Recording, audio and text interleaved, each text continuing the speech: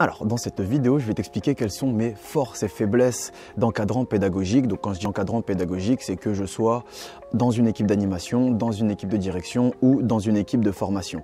Et alors, quand je te dis forces et faiblesses, en fait, si tu veux, pour faire le parallèle simple, c'est comme si je te présentais mes défauts et mes qualités.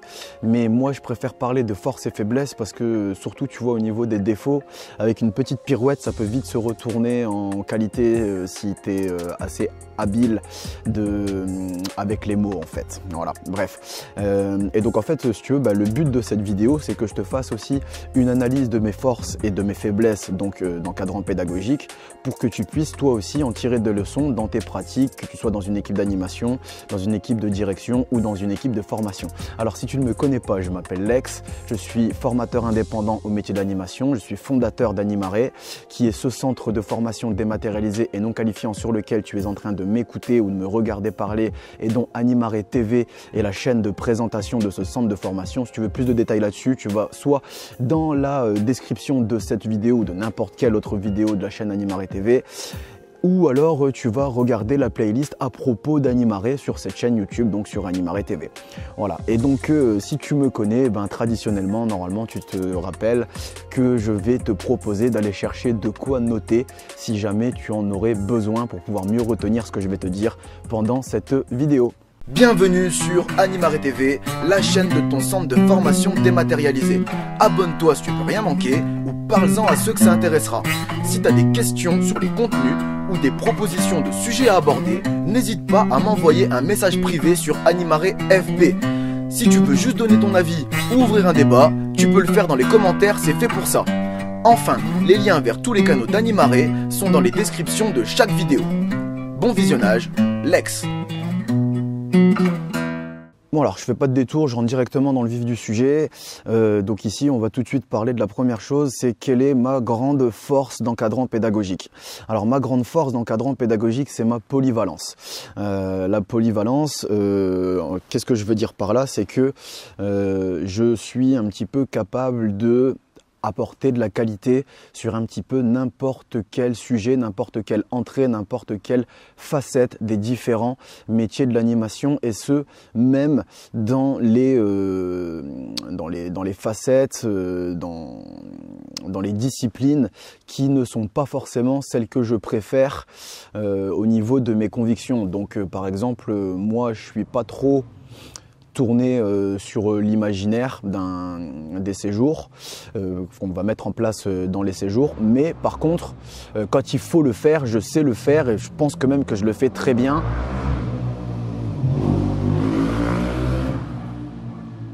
Je suis désolé. Hein.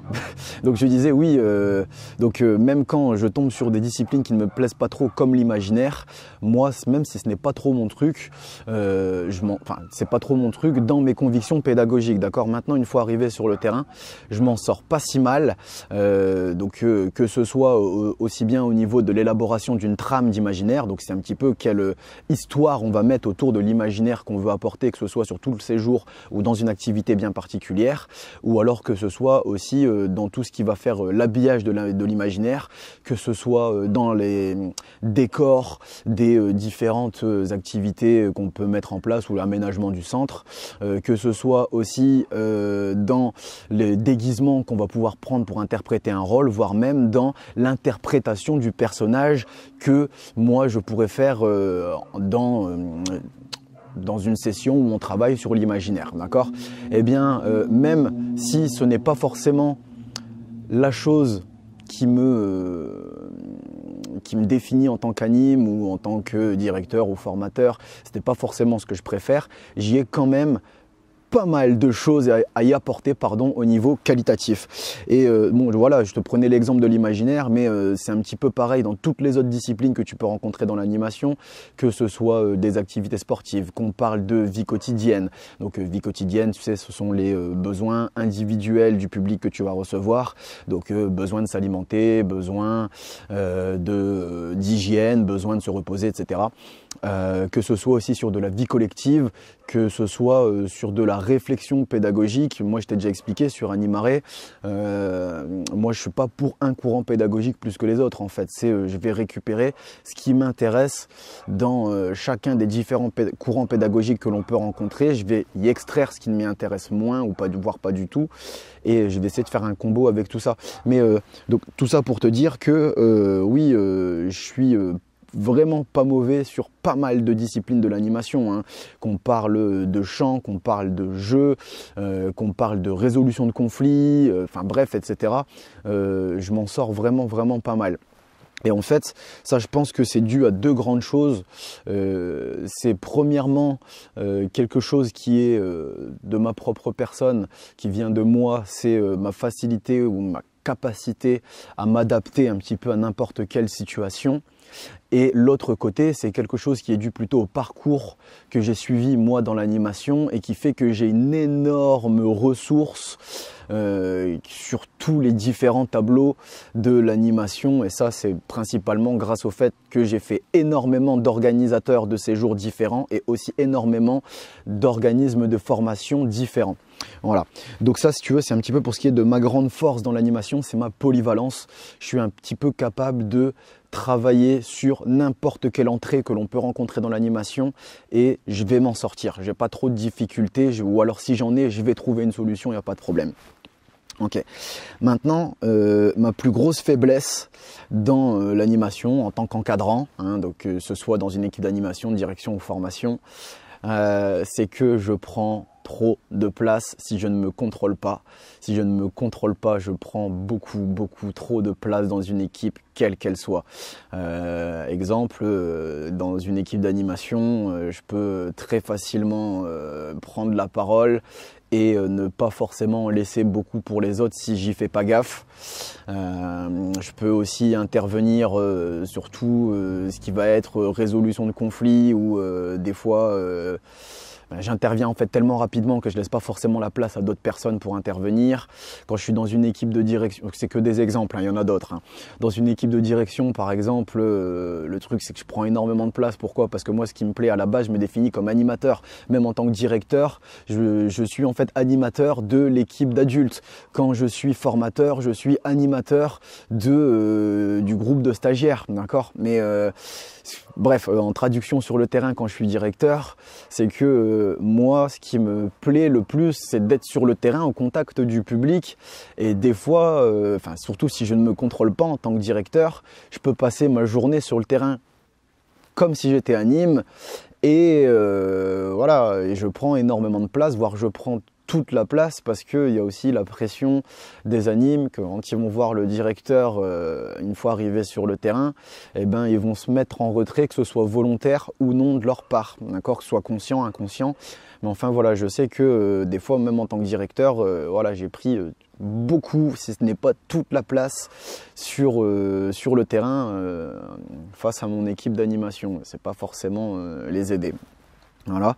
Et puis même en tant que formateur, je prends énormément de place dans le sens où, bon, je pense que si tu as compris un petit peu, si tu as suivi un petit peu Animare, tu te rends compte qu'il y a déjà près d'une centaine de vidéos sur la chaîne et j'en ai 10 fois plus en réserve, donc ce qui veut dire que j'ai pas mal de choses à dire. Tu remarques aussi que les vidéos que je fais sont longues, ce ne sont pas des vidéos courtes, en moyenne on est aux alentours de la demi-heure.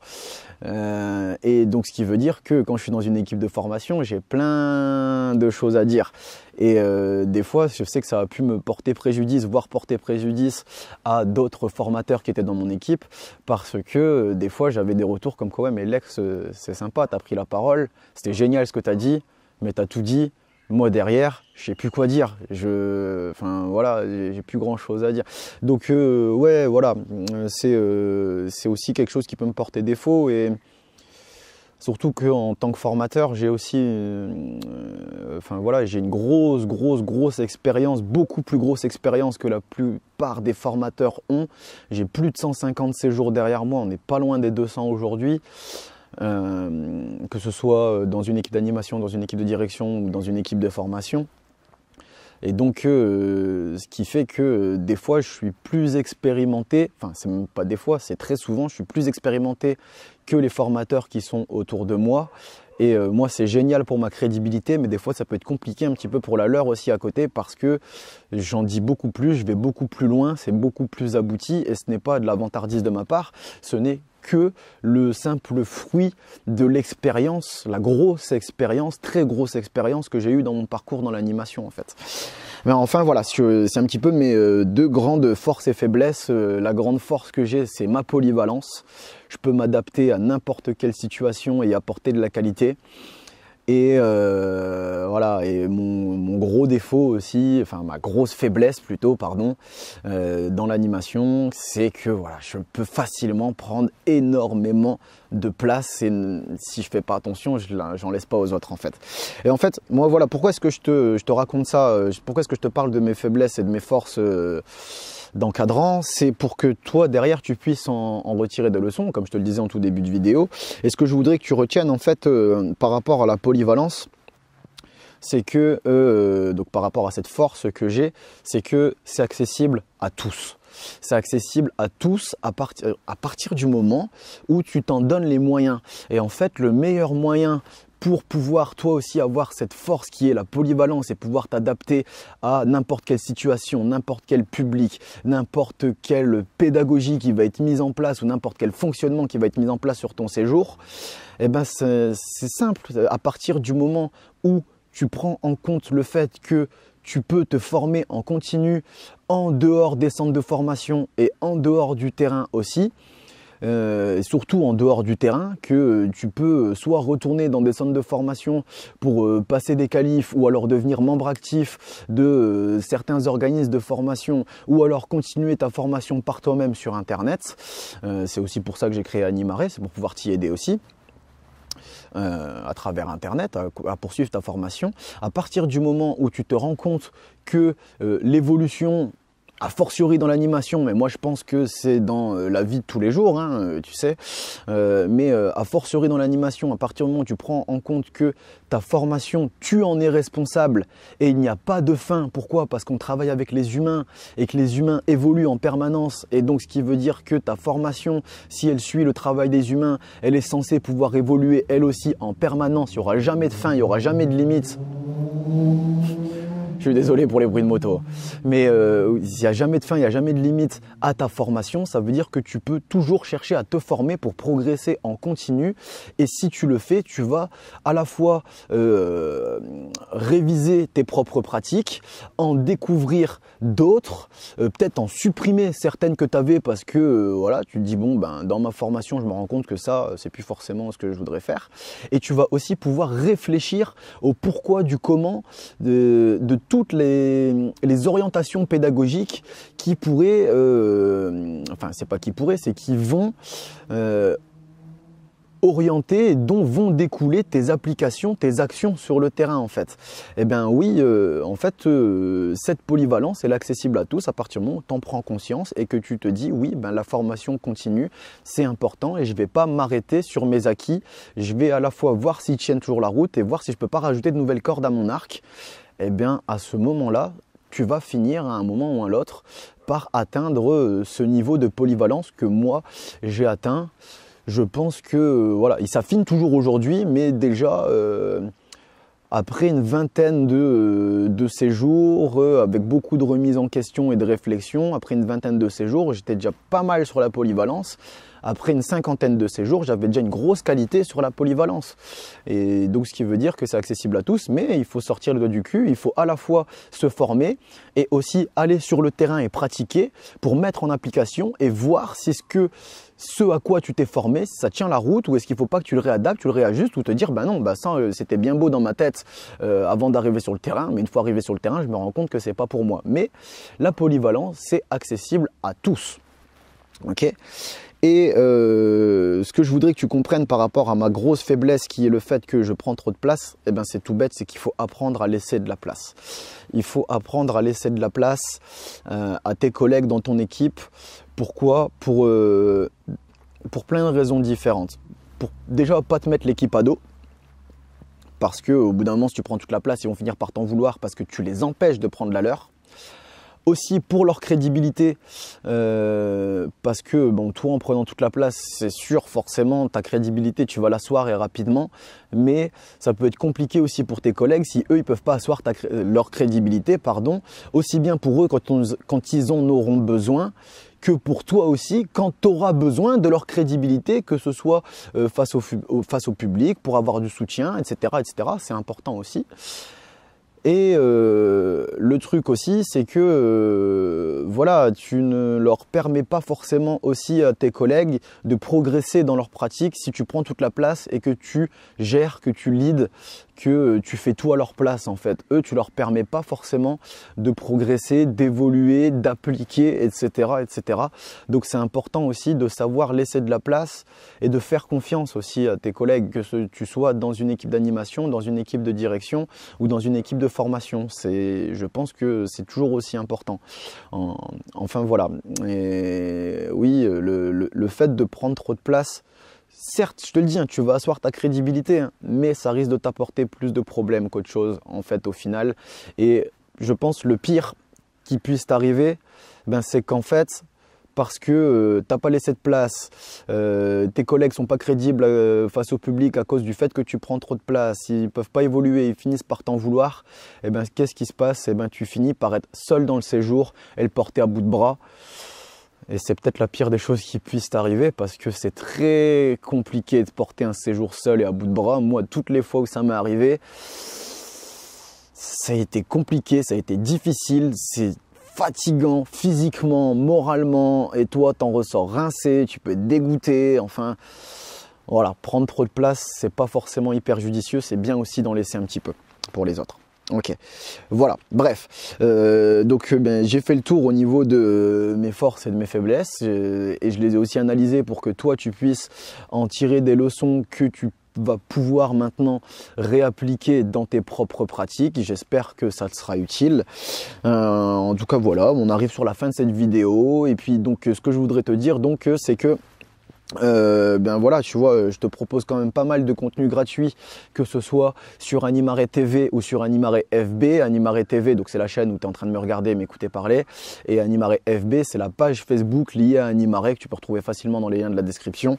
Et bien pour tout le contenu gratuit que je t'apporte dessus, si ce n'est toujours pas fait et que tu tiens à me remercier pour tout ce contenu gratuit, et bien je te propose maintenant de t'abonner, que ce soit à Animare FB ou à Animare TV. Les deux t'apportent de la ressources en continu gratuitement pour toi, appliquer, réviser, te former pour tes différentes pratiques sur le terrain. Okay. Ensuite, maintenant, si tu veux approfondir, vraiment aller dans le fond des choses, que ce soit au niveau de la technique ou de la réflexion des différentes méthodes et ressources que je vais t'apporter à travers Animare TV ou Animare FB.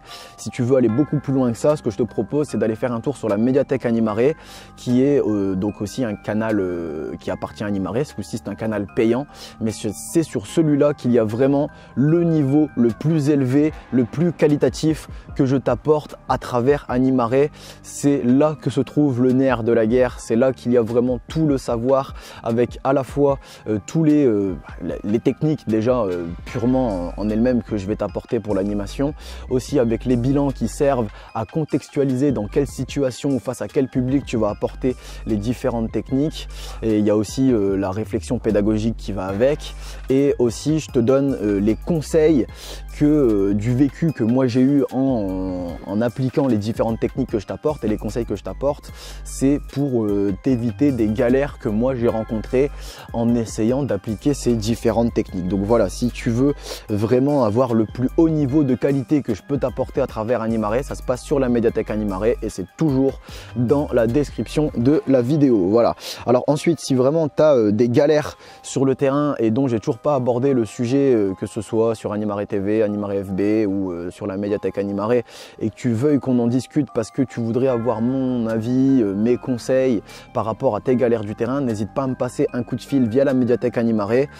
Je te rappelle juste que les coups de fil qui sont publics, donc c'est-à-dire que si tu me permets à moi d'enregistrer la conversation pour en faire profiter un max de monde derrière, notamment à travers Animare TV, eh bien à ce moment-là les coups de fil sont à moitié prix et pour ces coups de fil publics, si je dis pas de conneries, il en reste toujours un gratuit avec le coupon public PUBLIC en majuscule au moment de régler ta commande, et à ce moment-là tu peux m'appeler gratuitement, ou alors hein, tu sais il y a aussi d'autres coups de fil gratuits que j'ai mis à ta disposition dans les autres méthodes et ressources de la médiathèque Animare, mais pour ça il faut déjà en acheter un. Voilà. Ensuite voilà, la dernière chose que je voulais te dire sur cette vidéo à propos d'Animare, c'est que au cas où tu n'es pas au courant, j'ai créé un groupe Facebook qui s'appelle la communauté des animaristes. C'est un groupe qui réunit à la fois les soutiens, les utilisateurs et les fans des différents canaux d'Animare et toutes les autres personnes qui voudront discuter, échanger, partager des points de vue sur l'animation, de la ressource, etc. avec nous. Et en fait, ce qui est vraiment pas mal au niveau de cette communauté, c'est que, elle est très qualitative et on a exclu tous les trolls, haters, moqueurs, donneurs de leçons qu'on rencontre régulièrement sur les différents groupes Facebook liés à l'animation, sur les différents forums, etc. Et en plus de ça, c'est un groupe où en fait si tu suis les canaux d'Animare et que les contenus que je te propose te plaisent et que tu t'y retrouves dedans, eh ben, tu vas pouvoir te retrouver avec d'autres personnes qui ont la même sensation, le même feeling que toi à propos des différents contenus d'Animare, et vous allez pouvoir discuter entre vous sans forcément passer par ma propre personne. Des fois j'interviens dans les débats, mais des fois non, je trouve que les différents débats se suffisent à eux-mêmes et je laisse justement les conversations se faire parce qu'elles sont de qualité. Okay. Et il y a vraiment, je suis super fier de ce groupe quand je vois les réactions qu'il y a dessus, à la fois l'aide qui est apportée, les questions pertinentes qui sont posées, etc. Franchement, c'est vraiment pas mal.